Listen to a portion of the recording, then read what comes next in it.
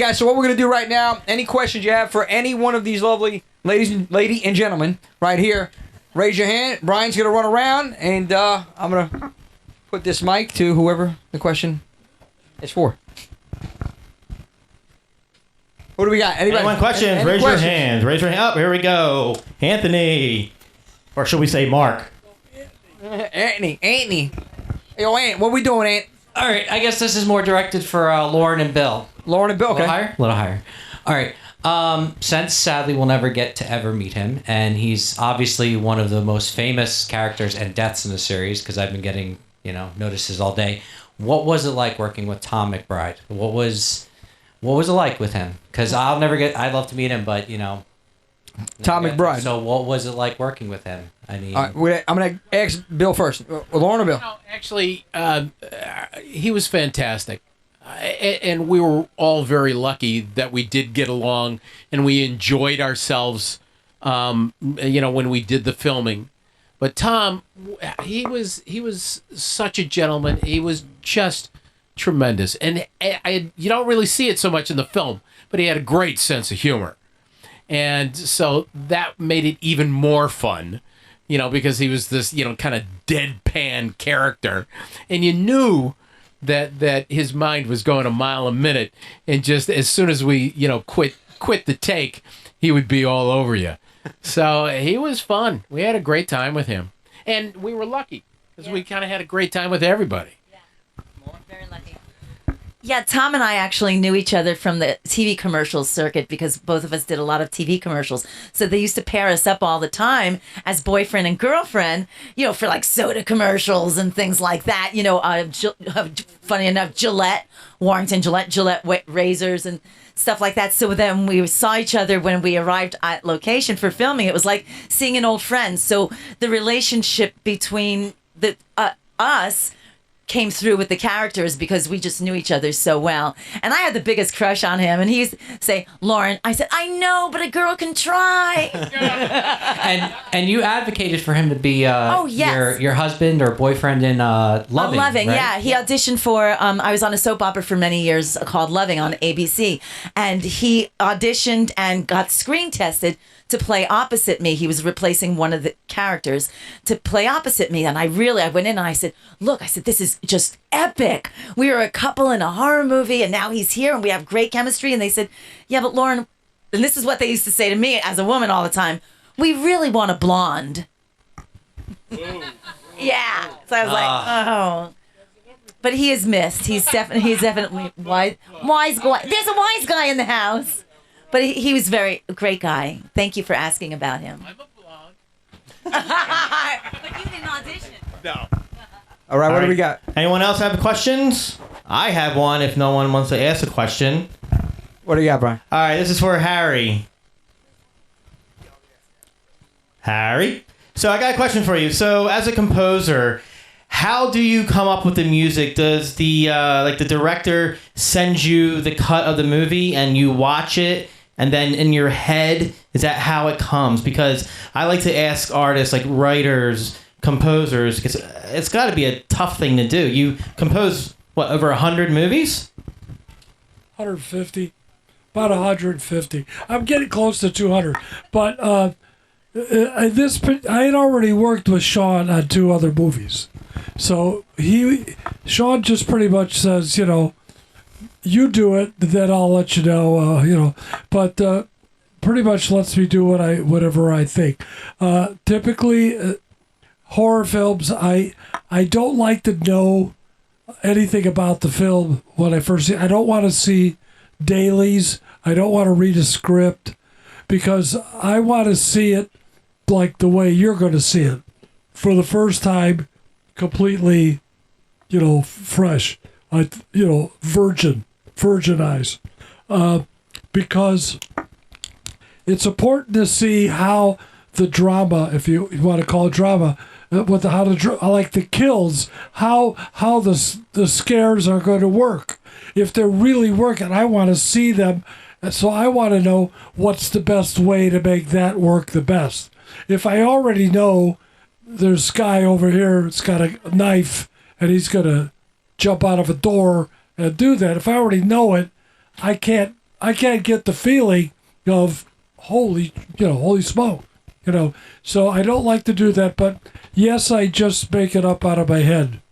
As if you hang around long enough, you'll see I do that pretty much all day. Thank you very much. All right, does anyone have any questions? Come on, raise your hands. We're all family we here. have some questions. All right, here we go. Is that an AEW hat? You traitor. It's WWE territory. I have a question for Harry. Out of all the Friday the 13th films you've composed, which one's your personal favorite? Because I was always partial to 5. I could go the best score, obviously the first one, because there wouldn't have been any others, would there? But the first one was my favorite. After that, my next favorite is 6, which was Tom McLaughlin's film, and because I had way more players, had a big orchestra, so that was more fun. And then some of you may smile or not smile, but the next one after that really was Jason X. I like just leave me the coat. You can leave, but I can. Oh, right, I love it. Anyway, see what I mean? Yeah, those are probably my top 3. I'll tell you which was the hardest one. Somebody asked me which was the hardest, and I can tell you that the hardest one was part 5, when it was the ambulance driver and not Jason. And when I saw the picture, I went, "It's the ambulance driver?" And I went, so I worked my butt off, literally overscoring it every time Jason was there and just pushing as hard as I could. You if you listen to it, it's just I'm going crazy trying to, because I know it's not, and I didn't want anybody to be disappointed. That's ridiculous. But what I'm saying is that one was the hardest because I knew it didn't pay off in the end. It didn't work out. That was the hardest one. 2 was fun too. My favorite scene in 2 is what I called Shay Jason, where Jason comes over and where's Mrs. Voorhees? Amy dresses up as Mrs. Voorhees and she psychs him out. I just love that scene. That was the first scene I wrote. But I don't know, has anybody gotten to meet Amy? She actually is a psychologist, which turns out she's pretty good at it. So anyway, that's the best I could do. All right, do we have any questions for Mr. Sloan, since Harry brought up part 5? Any questions for Mr. Sloan? All right, I guess I'll ask a question. You got it. You got Ron's like, all right, so part 5 for the longest time was like the redheaded stepchild, but now it has its own cult following. And for me, my favorite characters are Ethel and Junior. Yeah, come on, man. Ethel and Junior. I mean, your chemistry was so great. Were any of your lines ad-lib? Because you guys just flowed so well. You're a jokester, so there had to be something like. I'm not a jokester. Oh, thank you, brother. So, yeah, what was nice was, yes, I mean, everything basically was scripted, but then, of course, Danny Steinman, who was the director, allowed us to go off book and whatever chemistry, whatever. I mean, Ethel does talk like a sailor, so a lot of that wasn't necessarily in the script, but it is now. So it was a lot of fun. We did have a tremendous, and we still do have a tremendous chemistry together. And she is sorry that she couldn't be here. So for you guys, truly, she wanted to be here. And I love her. I mean, I called her on Mother's Day. Carol and I talk a lot. We have a wonderful relationship. And she is a very special soul. So she has a nice history. She was in Sharky's Machine with Burt Reynolds. Now a little bit of part 5 trivia for you. The wig that Carol wears as Ethel Hubbard she wore in Sharky's Machine as a prostitute. So if you go watch Sharky's Machine with Burt Reynolds and Carol Locatell, that's the same wig. And I believe that wig somehow was stolen, or after the film it disappeared. So, but that's a little Friday the 13th trivia, So real quick, and then I'm going to go to Bill Randolph. If no one has a question, please feel free. This is what we're here for. Your fight scene with John Shepard. Now, was that all you, or did you have a stunt double? Well, that was an interesting scene in itself. Dick Warlock, who was the stunt coordinator on Part 5. Yeah, he's amazing. There's also Gene LaBelle and Gene... Oh, yeah! Gene had to test me on whether I can ride a motorcycle. So I got to ride through like Orange Groves, and Gene's cool. He's a good guy.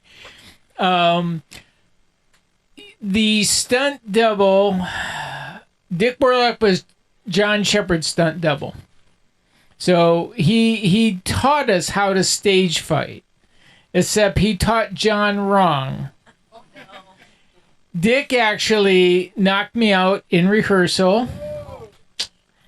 John picks up well, because John also knocked me out, and I didn't get hazard pay, and I should have.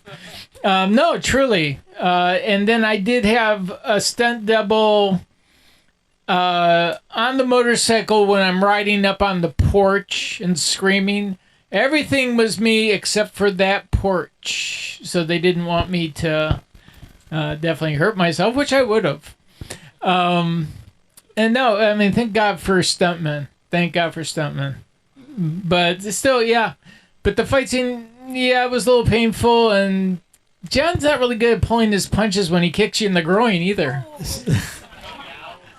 Go watch Part 5 again in a few minutes, and you'll see I hit the ground for good reason. It's pretty safe to say that Junior was all talk. He couldn't follow up. Junior didn't have kids after that.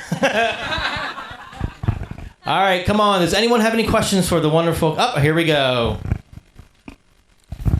This is for the Part 2 actors. Prior to being cast in that role, what was your respective opinion on slashers in general, like Halloween and the really underground ones like Happy Birthday to Me and The Burning? Like, what was your opinion on films like that prior to being cast in Part 2? Eek. I hadn't really seen a whole lot of those. I was big into Stephen King type of stuff, Psycho, the original Psycho, a lot of those old movies. My big thing was old Draculas and Frankensteins. Godzilla, were the one where it's all dubbed in. Yeah, all of those. Because when I was growing up, we had a show on Saturday nights. You probably remember it too. Creature Feature and Chiller. Yeah, so that was our slasher type of stuff. That's what was available to us. But then, of course, later on came things like Jaws and The Exorcist. So that's really my background in horror and what I was allowed to watch, and also what was coming out back then. I didn't see the original Texas Chainsaw Massacre or any of those. You guys? I don't know. Nobody really wants to hear my opinion. I mean, I guess as long as you handed me the mic, I'll have to say that. I love you, Ronnie. Come on. Say whatever you want. Actually, the horror movie of the genre of what you guys like, to me, the scariest one was Scream. That scared me. But my own feelings as to what really scared me... That's actually very refreshing to hear that, by the way. Yeah. The Exorcist, which isn't really... I don't know. Would that be considered in the genre of horror films? Kind of gross. Yeah, that freaked me out. That freaked me out. But I think Scream really scared me. I hadn't really seen a lot of slasher films. And, of course, like... Lauren said, on Chiller Theater and whatever we could see that was full of commercials and cut like crazy on television. But fortunately, before I did Friday the 13th Part 2, Kevin Bacon and I actually were friends and would bowl together on Amsterdam and 78th Street. And so I knew that he was in the film. So I was actually able to say, hey, Kevin, I'm playing your clone. Is there anything you can tell me about it or whatever? He says, no. but yeah, he and I were friends and we had a good time. But I saw the first Friday the 13th because he was in it, and I knew that I was playing his clone. So that was kind of my introduction to, and of course I think everybody saw Halloween, because certainly Halloween, I don't think that any of the Friday the 13th series would have happened without without Halloween, because Halloween was so successful that everybody was jumping on the bandwagon. All right, guys, what do we got? Let's give a round of applause right now. One more question. Let's go. Come on. Oh. What do we got, Sean? Yeah, I got a question for Bill Randolph. Long time ago, I heard from a co-star of yours, Stu Charno, that you guys created a song that made the final cut of the movie when you guys are going through the... and I was wondering if that song ever went to press and where I can get a copy. In my dreams, if it had gone to press, then I would be living on Easy Street, depending on. But no, the thing that was great was that Stu Charno, he is an amazing jazz pianist, and he and I met in the city before, and I actually went to one of his performances. And so, it was actually Stu's impulse while we were walking that he started doing the riff, and I picked up on it, and so the two of us actually ended up somewhat of a duet, and that was just totally happened on the moment. It was one take. And it was gone. Can you give us a rendition? A rendition. Come on. So we're walking through the deal, through the whatever, the field, and everybody's in line, and Stu's in front kind of doing da da da da da da, and I'm behind like about 2 or 3 people, maybe Marta was in between us, I don't know, and I'm just going da boom da boom da ba ba ba ba boom da boom da boom right behind him, and that was pretty much it. That's awesome. There it is. Thank you, Bill. Karaoke go to. All right, guys, I'm going to give it one last time. Anybody have any other questions? Any question? Oh, we got somebody in the back. Brian, hustle. Thank you, sir. Just wondering if the part 2 cast can solve a mystery. What happened to Paul? What happened to Paul? What happened? Let's start with Lauren. Start with me. Paul was actually Muffin, and Muffin was actually Paul. I don't know what you guys are talking about. There was a part 2? Yeah, he fell off the motorcycle and won and doesn't remember anything after that. Now, you have a story about the motorcycle, don't you? I mean, because there's a whole myth that you actually fell off, right? This will take me to my grave. I already said what the true story is, that I didn't fall off the motorcycle. It was falling over and I jumped away and let it fall on the ground. You guys would have done the same thing, right? I mean, I didn't want to go. I had to make a movie that day. Do I know how to ride a motorcycle? Very poorly. So poorly that Sean said, "You're not riding the motorcycle," and they had the state trooper drive out of the camp. Because you couldn't keep the chief waiting. Can we bury that question? You heard it.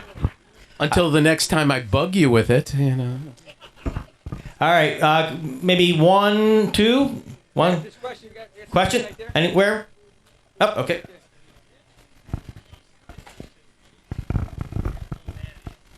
This goes to all the actors. If you had a choice, You could stay in the role you were in, pick another Friday the 13th role, any role you want, or go outside the verse and pick another series like Halloween, Nightmare on Elm Street. What would you do? I would stay with Friday the 13th. In the role that you were in? Yes. Okay. And the reason being is that we were very lucky as a cast and as a crew that we got along like a house of fire. And it was a great time. And Steve Miner was generous enough to allow us to have a good time with each other while we were filming. And so, yeah, I would love to reprise that role, come back from the dead somehow. But, it was, I had a good time. And Friday the 13th was great. I had an excellent time. I've talked to Kane Hodder. You all know who Kane Hodder is, right? Yeah. And I said, we got to do Jason versus Officer Dorff. I'd pay for that. I want to be Sarah Connor in Terminator series. I'd be a badass and be all jacked up. With the brown undies on. I just want to live. I'll never be in a sequel. I die in everything. I want to be Stu Charno, but I just want to say one thing because we were talking about Friday, like I want to be in Friday or something like that, and this is okay. The thing about Friday the 13th versus all of the other ones that are like it, or try to be like it, is that, first of all, every character was an actual, like, someone that you would know. They're regular people. The one guy looked like Kevin Bacon, but at that time, who the hell was Kevin Bacon? Right? They were all real people. Wonderful Janine, the girl who's in the bathroom doing Katharine Hepburn imitations. All these different people. Everyone in that movie, they were real. And if you go through the sequels of Friday the 13th, not going past 10, okay? Not going past 10. Everybody, now you look at these other ones, and everyone looks like they're models. All the girls are like, come on, please, the guys are the newer ones. The people who are making those don't understand the movie. They really don't understand the movie, and everybody who's made it up on there up to 10. And the reason these pictures are so successful is you guys. It's really all about you guys, because this music, you like them, you like the characters, it was funny, it was all these different things. We were able to do a lot of things in this movie, but it's the fans who really make this thing happen every time it happens. I'm getting lost, so I'll shut up. But it's true. It's by far the best, and like everybody, like some of these people. I mean, I've killed just about everybody here. Not Ron though, no. But and Stu Charno. He's still drinking at that same bar. That's because he was a good boy and didn't go into Camp Crystal Lake. Right. Anyway, but what I'm saying is that these people, every time I meet new ones or anything, they all had a great time. They all loved each other. There was no BS on the set. And believe me, I've seen BS on the set. This is a great group of people who are in these movies, and you are a great group of people who like this movie. It's really more you than it is us. Hey, we have one more question. You guys watch a lot of movies. What's it feel like to watch your own movie? Who wants to go first on that one? After it's finished. Well, okay, let's see. Well, I guess you guys are going to see one tomorrow night. Jimmy J? 13 Fanboy. If you're not here tomorrow, you can see it via Showtime. It's free right now on Amazon. It's like 99 cents. Any cheaper, I'd be paying you to watch it. I was very fortunate and blessed. I mean, I really loved playing Junior in Friday the 13th, and that was a while ago.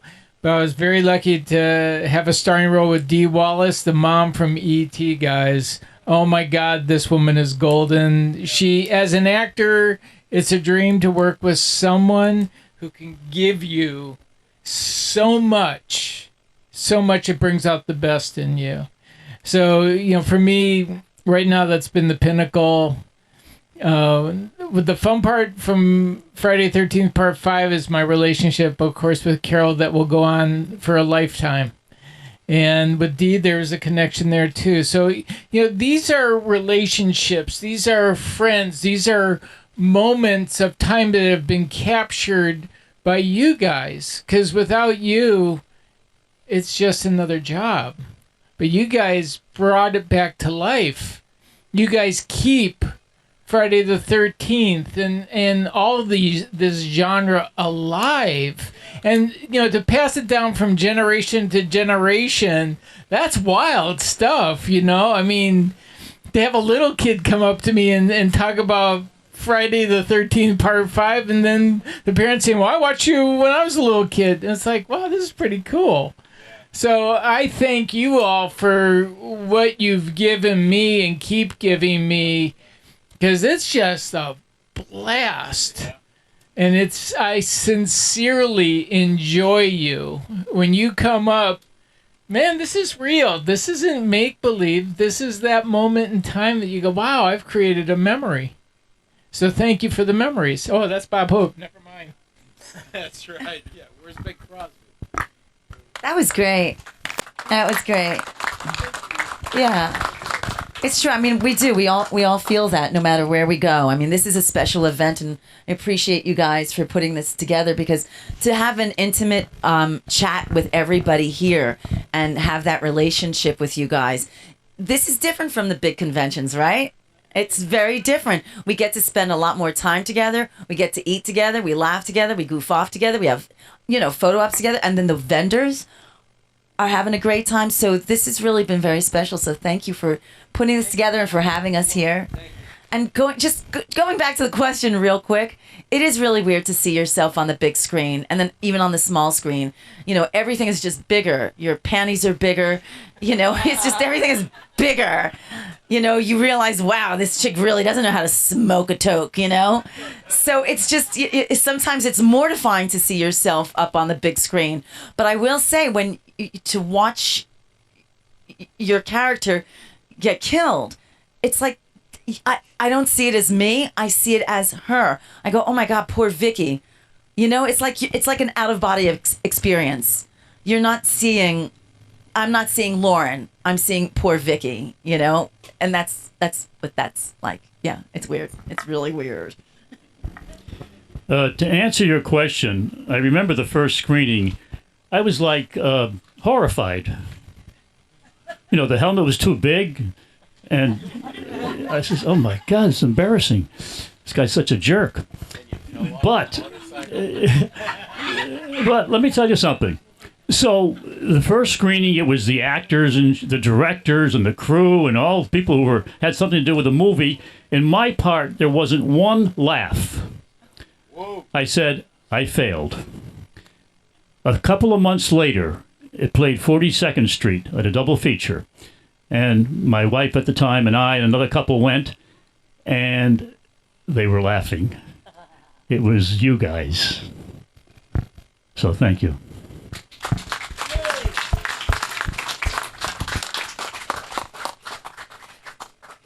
I remember the first time I saw the film, and my panties looked huge.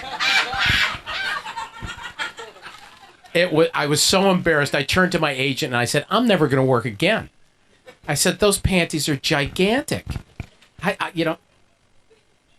But no, it is very strange to see yourself on the screen. And yes, you do divorce yourself. You know, you look at it as somebody else. And of course, you pick it apart like crazy. That's like nothing you did was good and nothing worked. And, this is the end of my career. And, I'm going to become a librarian tomorrow. And, fortunately, like you say, thanks to the fans, to people who are really watching it with a completely fresh perspective, that's what makes it so great. And these conventions, love them. They're just, it's so much fun to come and meet everybody. Certainly, I don't know for everybody else, but certainly for me, being here and meeting with everybody, it's terrific. And thank you. Thank you. All right, guys, here we go. Give a round of applause. Friday the 13th alumni, Bill Randolph, Ron Millkie, Lauren Marie Taylor, Ron Sloan, and Harry Manfredini. Hey, this is Alex Malari Jr., and you are watching Fandom Spotlight. Be sure to hit that like button, share, and subscribe. Your Emperor commands it. Thanks for watching.